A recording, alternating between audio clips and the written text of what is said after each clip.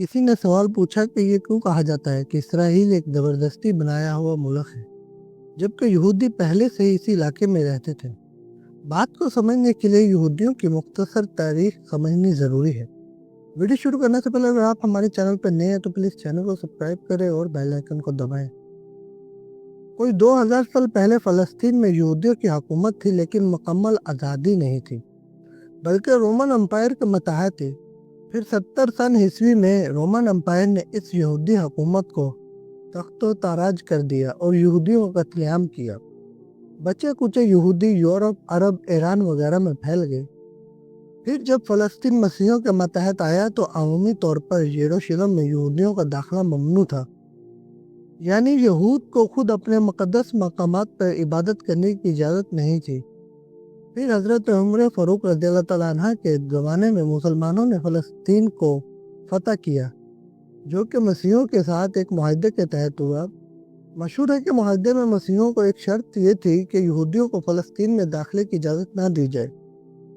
मुसलमानों को ये शर्त मंजूर नहीं थी, तो मुआहदा इस बात पर फाइनल हुआ कि यहूदी इबादत के लिए आ सकते हैं, लेकिन मुस्तकिल क़याम की इजाज़त नहीं होगी। सलीबी जंगों के दौरान फिर ये इलाका मसीहियों के कब्ज़े में चला गया। इसी दौरान भी मसीहियों ने यहूदियों का कत्लेआम किया। वापस जब ये इलाका मुसलमानों के पास आया तो फिर यहूद को अमन मिली। मजमूई तौर पर पिछले 2000 साल में यहूद यूरोप में ज़िल्लत की ज़िंदगी गुजार रहे थे और मुसलमानों के इलाके में अमन पाते रहे। अगरचे इस मामले में कुछ इनासात रही हैं। जब हम बिलाद शाम कहते हैं तो इससे मुराद फ़लस्तीन, उर्दन, सीरिया और लबनान मुराद लेते हैं। इन ममालिक में मुसलमान हुक्मरानी से पहले मसीह बाज़तीनी या ईस्टर्न रोमन अम्पायर हुकूमत थी, जो कि रोमन अम्पायर की मसीहत के अपनाने के बाद बनी। इन इलाकों में आम तौर पर मसीही रहते थे।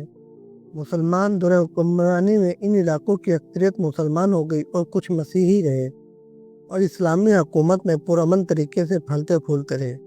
इस एतबार से इसराइल रियासत बनने से पहले फ़लस्तीन में जो लोग रहते थे वो कोई 2000 साल से वहीं के बाशिंदे थे, जिनमें मुस्लिम और मसीह दोनों शामिल थे। क्योंकि इस दौर में बोदाबाश बदलने के लिए शोहरत नाम की कोई चीज़ नहीं होती थी, इसीलिए बहुत इम्कान है कि इन 2000 सालों में बहुत सारे लोग दूसरी जगहों से वहाँ आबाद हुए और बहुत सारे लोग वहाँ से हिजरत करके कहीं और चले गए। ये आबादी की तब्दीली एक फितरी अमल के तहत हुई, जिसमें ज़बरदस्ती किसी को वहाँ से निकालने की कोशिश नहीं की। क्योंकि हुकूमतें भी बदलती रहीं तो ऐसे इक्का दुक्का नाखुशगवार वाक़ये होते, तो कोई मुनज़्ज़म तरीके से आबादी की तब्दीली का अमल नहीं हुआ। बाद के दौर में फ़लस्तीनी उस्मानी तुर्कों के मतहत आया। आसपास के इलाकों में कुछ यहूदी मौजूद थे और अमन ईमान के साथ रहे। इन्होंने काफ़ी ज़मीनें भी खरीदी। 1948 में जब ममलकत इसराइल का सल्तनत बरतानिया के तहत क़याम अमल में आया तो फ़लस्तीनियों को ज़बरदस्ती इनके इलाके से निकाल दिया गया। ये नकबा का वाक़या था कि इसमें अंदाज़न 7 लाख से ज़्यादा फ़लस्तीनी अपने घरों से बेदखल कर दिए गए।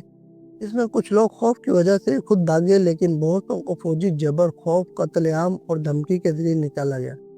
फिर दूसरे इलाकों के यहूदियों को मसलन जर्मन, रूस वगैरह से लाकर यहाँ बसाया गया। जिन फ़लस्तीनियों को वहाँ से निकाला गया था, इनमें से मुसलमानों के साथ मसीह भी शामिल थे। इसके अलावा बाद में जंगे इलाकों पर कब्जे बाएँ फिर के यहूदियों को मसनूई तौर पर मज़ीद आबाद करते चले जाना और दूसरे ऐसे हालात पैदा करते चले गए, जिसकी वजह से वहाँ पर फ़लस्तीनियों का रहना एक मुश्किल अमर रह गया। उम्मीद है कि आपको वीडियो अच्छी लगी। वीडियो को लाइक करें, कमेंट करें, शेयर करें। इंशाल्लाह मिलते हैं नेक्स्ट वीडियो में, तब तक के लिए अल्लाह हाफ़िज़।